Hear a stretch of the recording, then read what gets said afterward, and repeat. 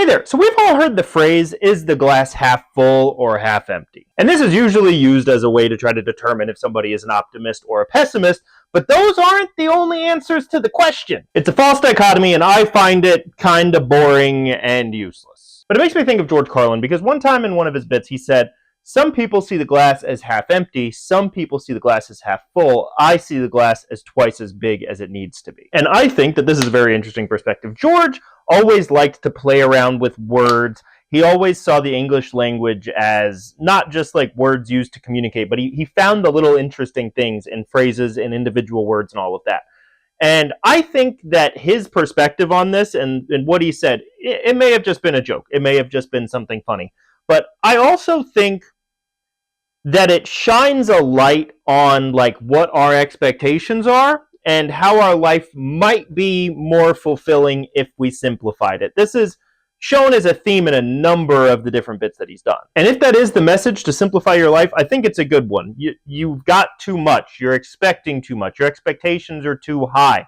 Simplify, condense. If you have a smaller glass, your glass will be full. But George's perspective on this is obviously not the only perspective that's out there. There are plenty of other ones. Like some might say the glass is full. It's just not all the way full with water. It's filled with half water and half air. Just because what you have isn't what you expected doesn't mean that you don't have what you have. Your life is full, and you might just have to like give meaning to the things that you already have and not just like cast them aside because it's something that you already have, and what you really want is this thing over here. Now, of course, you could also poke a hole in this particular logic and say, like, just because you have something does not mean it's particularly useful. Like, if you're thirsty and you're dying of thirst and someone hands you a glass of air, you're not going to say thank you.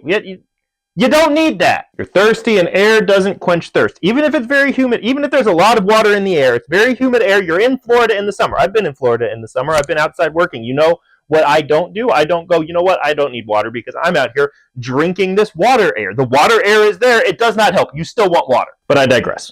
The last perspective I want to bring to this is that it's not necessarily important if the glass is half full or half empty, if you think it's already all the way full, or if you think that the glass should be smaller than it is.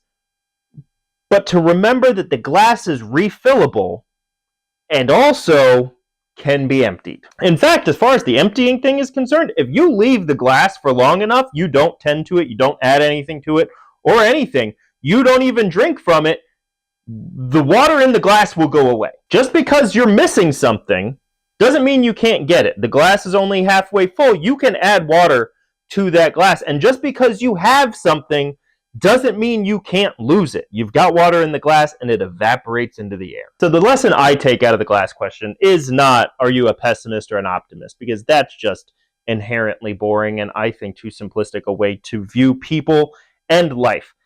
I think it speaks more to you should put in the effort. Don't overextend yourself. And also don't take too much, because an overflowing glass is also useless because you're wasting resources and now you've just got a mess.